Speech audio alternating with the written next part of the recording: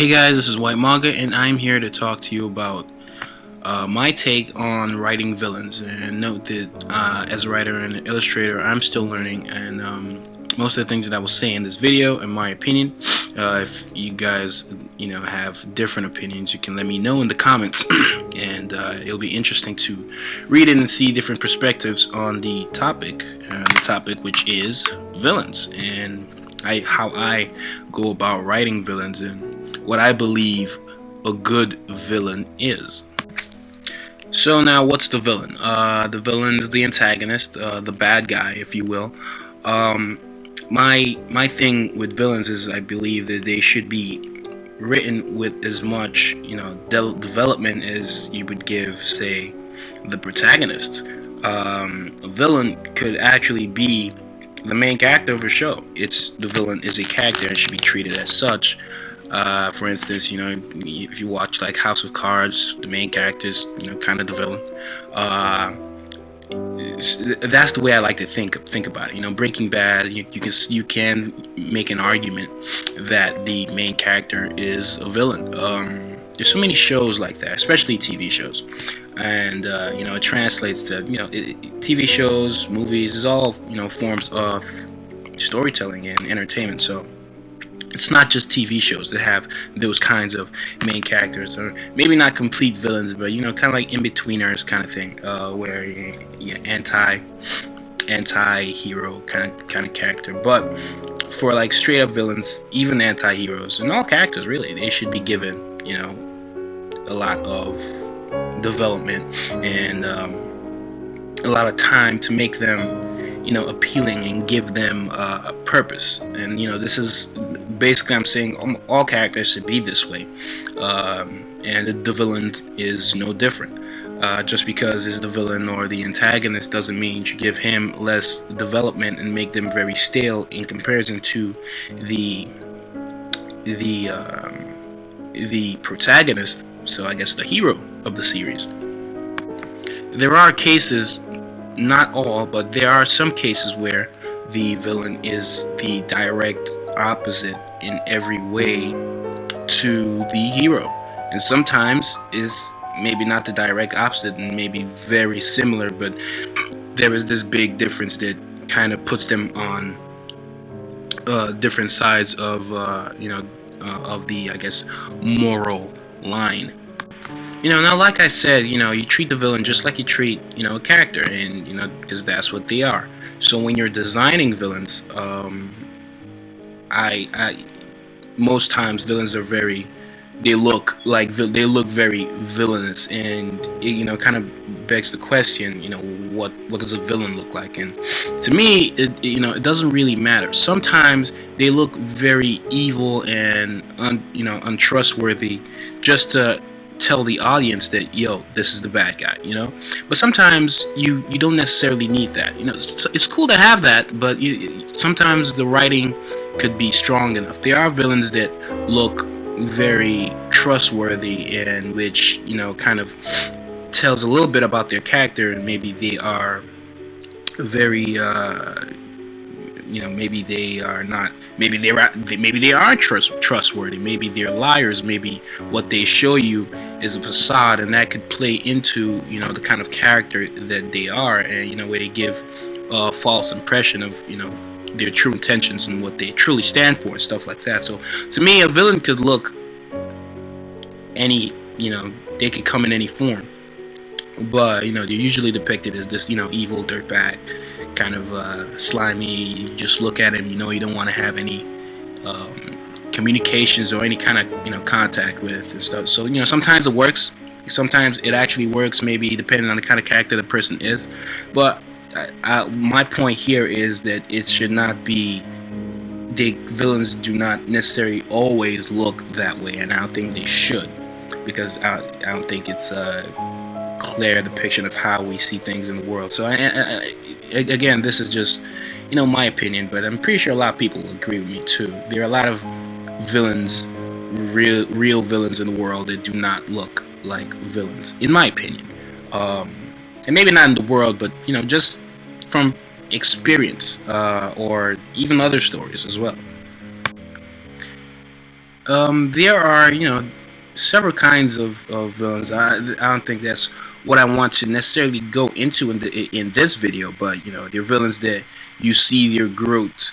You see their growth, from an early age, and how they become this villainous character that they become, or a villain that's been a spy since day one, a villain that has been poisoned in some way, you know, into becoming a villain. I guess that still plays into you reading or watching the growth as they fill the antagonist role, or villains that maybe they're not villains but they're just brainwashed, or villains that they don't even know they're villains. Or I guess that's not necessarily a villain, but there are cases where there's one of my favorite villains. Depends on how it's executed. There are villains that don't necessarily believe that they're the villains, and maybe they feel that they're actually doing good, but it's just a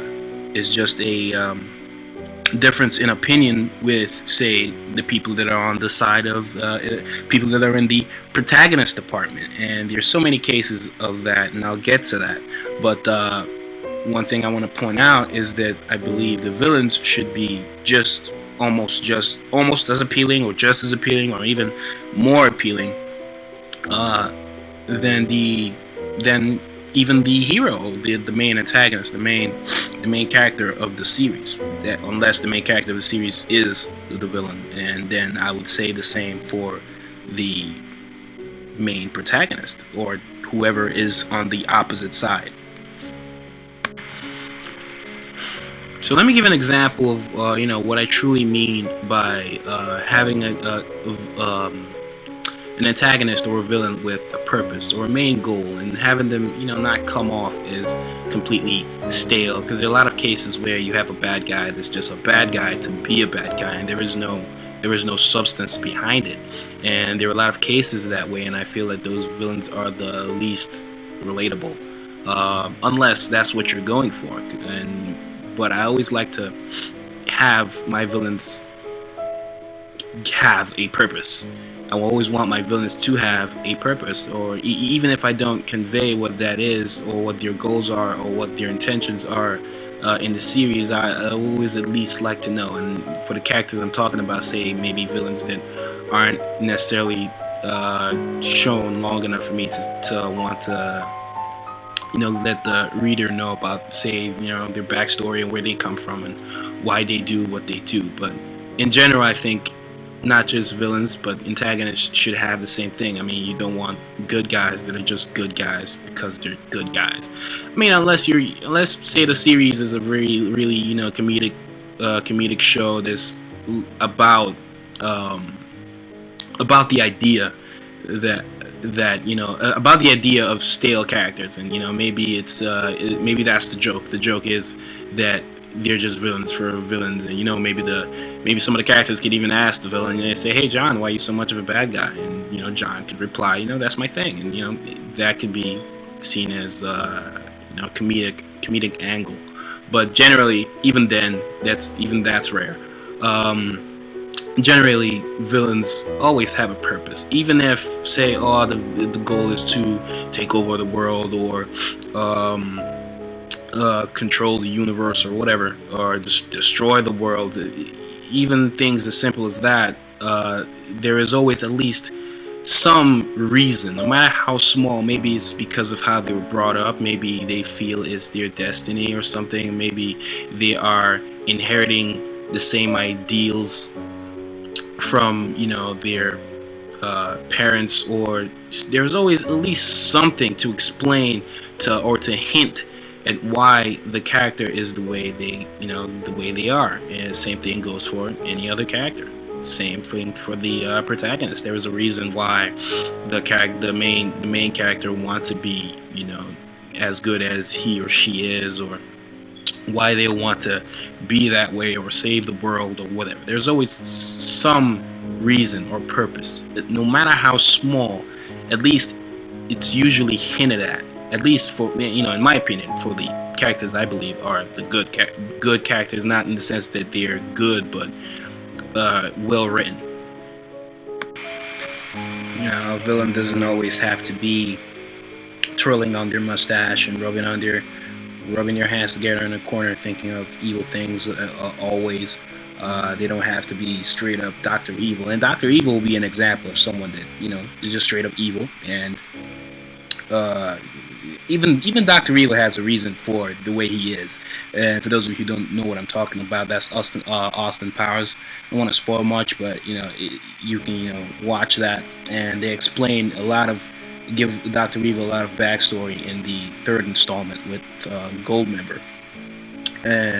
But basically, they always have some motivation, whether it's greed to maintain their status, like I said, maybe the way they were brought up, the ideals of their upbringing, etc. There are lots of ways to go about it. But I believe that the best villains are the ones that feel that what they're doing is justified, and sometimes it's not necessarily evil, but it's opposite of whatever the protagonist has in mind, and they're just against the protagonist, so they are different in that sense. Villains generally, well, not generally, the villains that like I said are the least relatable, the ones that come off too much as, I guess, villains that are clearly on the wrong side of the moral compass, and they're just completely bad. Same thing with bad protagonists. They are completely good and always know what's right and what's best for everybody, and they're on the good side, whatever good side of the moral compass, whatever that is. And generally those kind of characters are not necessarily relatable, and that's what I mean by writing a character, because that's what you're doing when you're writing a villain. You're basically writing a character, and you don't want them to be Mary Sue's, and Mary Sue's basically are just goody two shoes, always happy, like perfect characters, and then you always want to keep characters flawed, so you want the villain to be flawed, you want the protagonist to be flawed, and with the idea that no one's really perfect. You also want your villain to be one of the things that makes your villain appealing is giving them good arguments that maybe the protagonist will not have answers for, something that will relate to the audience, where the audience can actually sit back and think and almost wonder if the antagonist is actually right in doing whatever they're doing. Sometimes that helps, because you want to keep in mind that the villain most times drives the plot. So the villain will do things and that will push the story forward, because when you do things, the protagonist has to respond, and and the whole back and forth pushes the story forward. So you would want your villain to be interesting enough, strong enough to accomplish that, and to where the readers take he or she seriously enough to where they believe that the protagonist may fail, but at the same time, like I said, you don't want it to be nothing's. You have to go in with the idea that nothing's perfect, so you can't make them flawless, because then it'll actually it could actually backfire if you're say they get defeated for a stupid reason. It'll contradict the idea of how strong they were initially. An actual example could be Pain from Naruto. Pain, villain, antagonist, and his idea was that he wanted to introduce the world to pain, so they know true pain.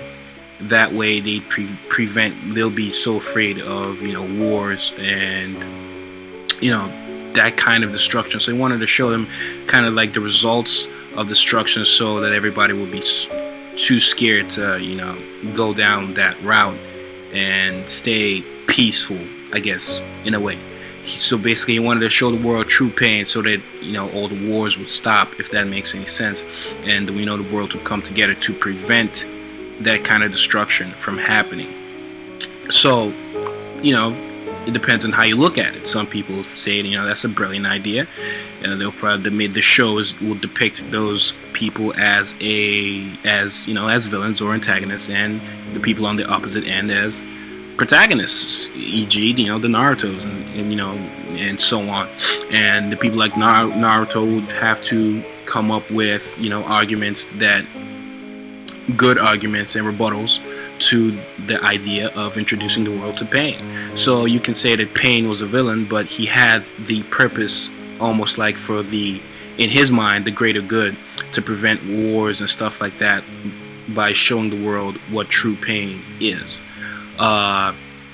And same with Sano from Apple Black, where it's kind of similar, but he's trying to introduce the world to, or trying to push the idea of forgiveness, and forgiveness would be a way to end the cycle of, hate. And the same thing with Pain, where, if you attack, another person attacks, and, it's just the revenge cycle.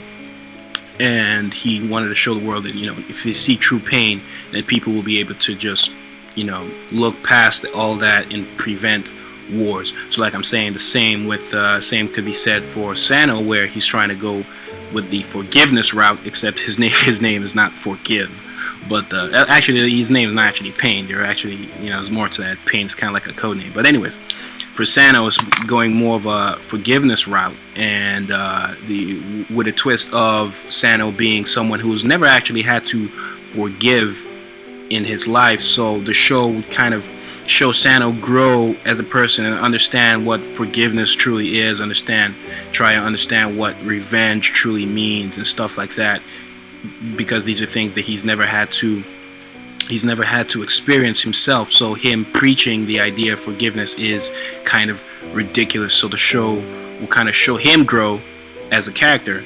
exploring other characters and seeing what revenge truly feels like, and maybe he'll have a taste of that himself. Y'all have to, and for those of you who don't know, Sano's a character from Apple Black, and that's my book that is currently out on Amazon. You can go check it out. I'll talk more about it later.